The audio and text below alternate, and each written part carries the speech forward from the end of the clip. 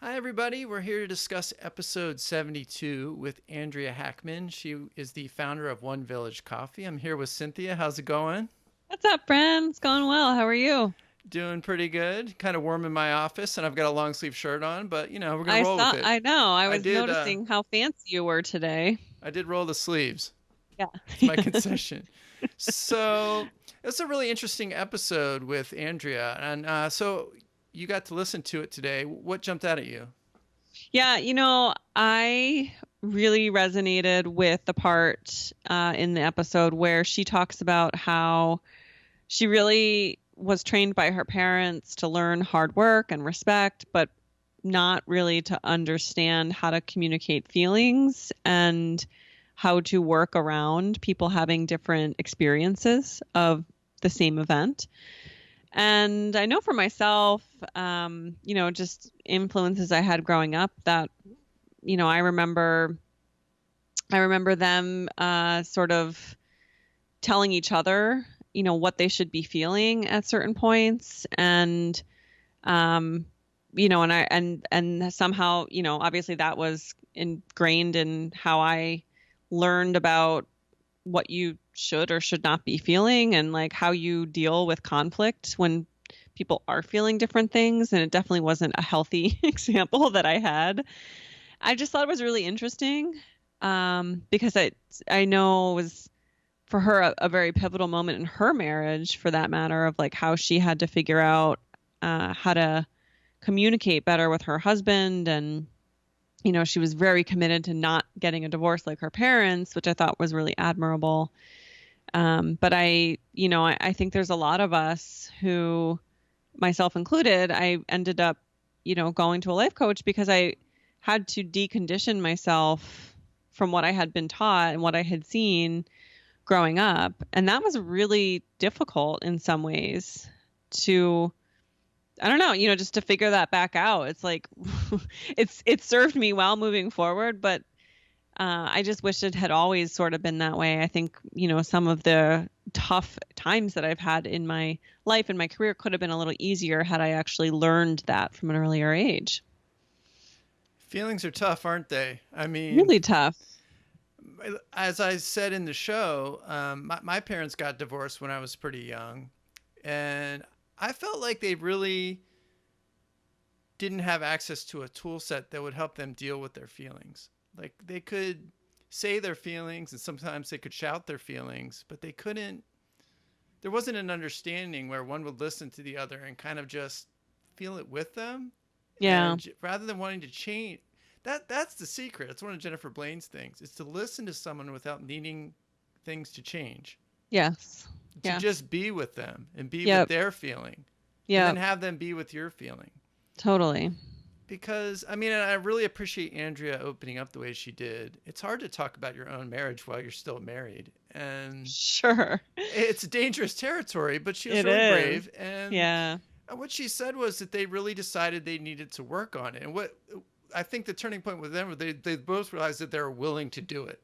Like if you have Hmm. one person who wants to work on it and one won't, that's not going to work. But if Right. both people are like, okay, I'm willing to take a look at myself, you're willing to take a look at yourself, and let's meet in the middle. And then they started going on retreats. And actually, I think they spend at least 1 or 2 weeks a year, actually, where they just work on their relationship, which is like amazing. Wow. That's incredible. Yeah, I don't think many people are doing that, but it'd probably be For sure. at least Yeah. a weekend.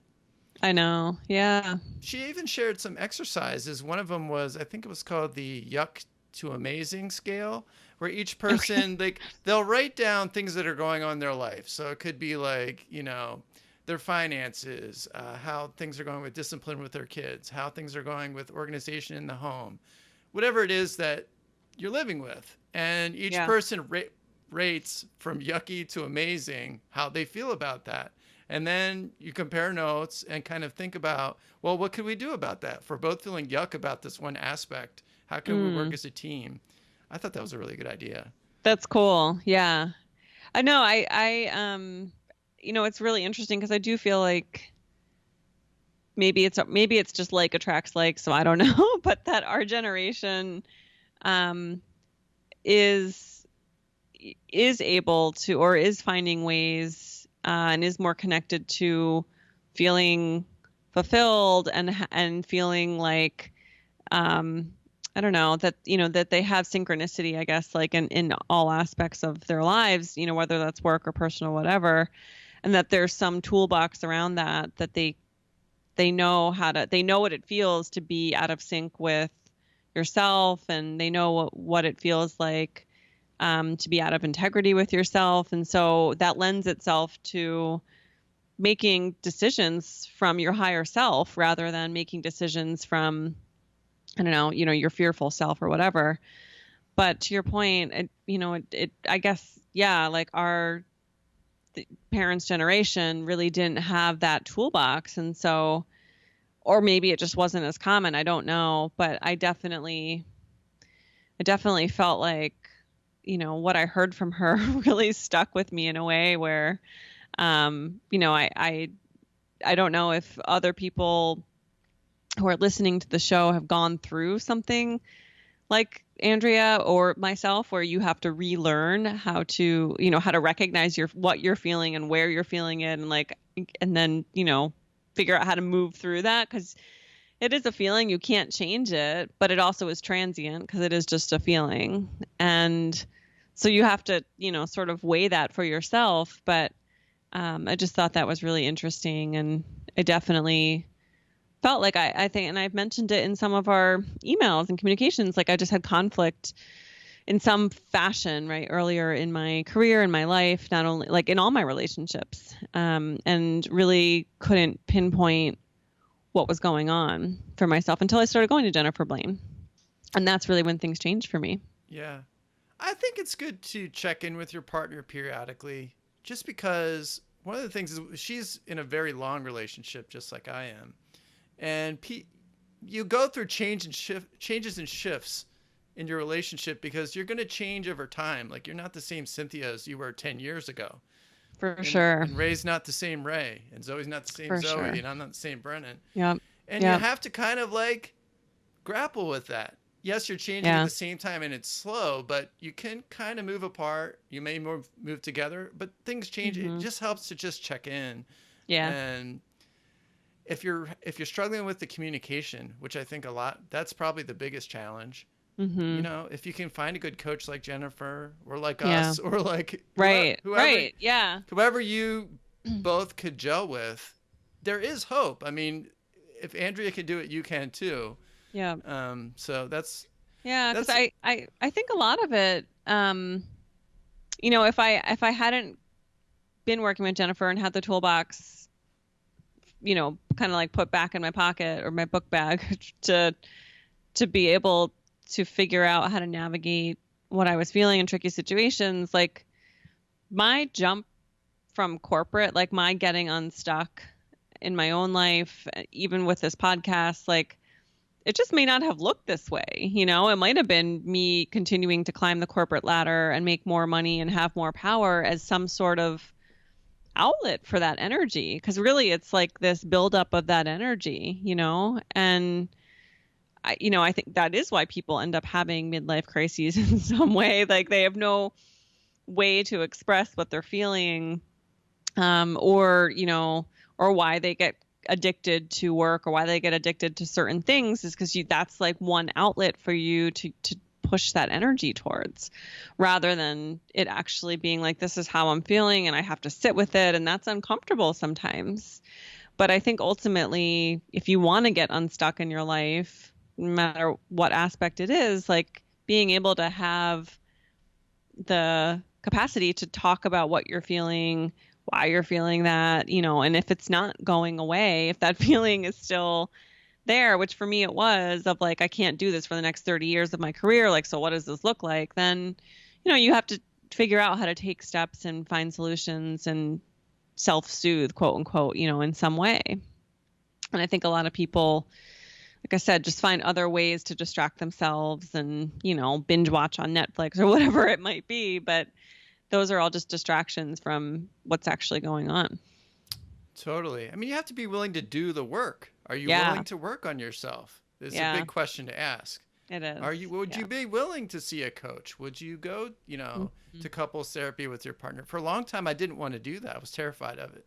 I Yeah. think a lot of people are because you feel like you're going to be criticized, that Mm. all your flaws will be revealed. That was my Right. fear. You know what I mean? Like that Mm. someone like Jennifer would look at me and be like, "You idiot." Like, why Oh. can't you just listen better? Oh. Or like, why can't you I don't know. Why can't you be with Zoe better? Right, right, right. But when it actually happened, we were sitting together. One of the things we worked on is that Zoe, she communicates feelings differently than I do. Yeah. She's more nonverbal. You know what I Yeah. mean? Like she just feels it. It doesn't come with me. It's a volcano of words. Like I want Yep. to tell you all about my feelings, but she's not like that. Sometimes it's Yeah. overwhelming to her when I'm sitting there talking at her when we're having intense feelings. Sometimes it's just like, can Right. we just sit here and just feel it? Right. Just Right. actually Right. not hold hands or just be near you and just feel it. Yeah. And that Yeah. has been so transformational. That's I good. mean, she's been That's going good. through a hard time with, I a know. surgery coming up. She talked about openly on her Instagram feed, Yeah. and a lot of the healing that we've had through that and our way of getting through it is just to sit with it. And Yeah. just if we're sad, we're just going to freaking be sad and just feel Yeah. that. If we're Yeah. pissed off, we're going to be pissed off and Yeah. just be okay with that for a little Yeah. while. No one wants to Yeah. be pissed off forever or sad forever, but it's okay to Yeah. to be that way for a little while. I hope this isn't off the rails or No, no, no. Yeah. Yeah. Yeah. feelings. Feelings. Yeah. No, I loved how she was just really open about that aspect. And yeah, it just struck a chord in a way that I was like, yep, me too. And She's I think that's a lot of people. And I think, we've talked about it before, but it is why people numb themselves and find other outlets and ways to express themselves. But ultimately, if the feeling's not going away, it's something you have to deal with. And so you have to sit through it. And it is really uncomfortable. And I just thought like that was really awesome of her to talk about that and what that looked like for herself. Yeah. And she's a Yeah. pretty badass business lady too. Yeah. Yeah. Yeah. One Village Coffee is amazing. They just launched a new cold brew. I mean, the packaging looks super pro. It's amazing. I'm sure Oh, you're going to see it in yeah. stores everywhere. That's awesome. Yeah, she I guess to that point, the other piece of the interview that I thought was really interesting, again, for people who are stuck, getting unstuck, just her talking about how they rebranded and it was a total failure. And it flopped in like the worst possible way, and she didn't walk away from it. It wasn't like she didn't walk away from it, and it didn't define her. She was like, okay, Yes. we need to move forward. And what does that look like? And it for her was like, no, we're not going to use something that's total shit. We're going to actually refigure this out again and put more money or time or whatever needs to go towards it rather than use what had been created. Even though it wasn't really resonating with her customers. So I just think that's, it's such a, that for her was probably like a harder lesson because, you've put money and time, but like when you're an entrepreneur and you get a no, from somebody, in whatever capacity that might be, it is, or maybe you get 50 no's, like there are moments where you just like, you want to hang up the phone and be done. And I think that, to have the grit, and she talks about having the grit, having the resilience to kind of pick yourself back up and figure it out again. There's a lot to be said for that. But it does take some sort of methodical and I don't know. It takes some sort of like personal reflection for you to realize that's not me. That was a decision I made, or that was, it's not personal to me in some way if someone didn't get back to me, or it's not personal to me if that project was a failure. Like it just happened the way it happened. She learned a lot from it. And I think that's, I think I've like put that in our Instagram feed that like, it's not that it's a failure, like cross that out. Failure is actually a revelation if you're willing to look at it that way. Yeah, I mean, can you just imagine? She just became the head of her family business. Her first major initiative was let's change the packaging. She took a thing that had been in a bag and she put the bag in a box, and it was really, if you just looked at it, it was beautiful, but people didn't get it, and it was tanking their Yeah. sales.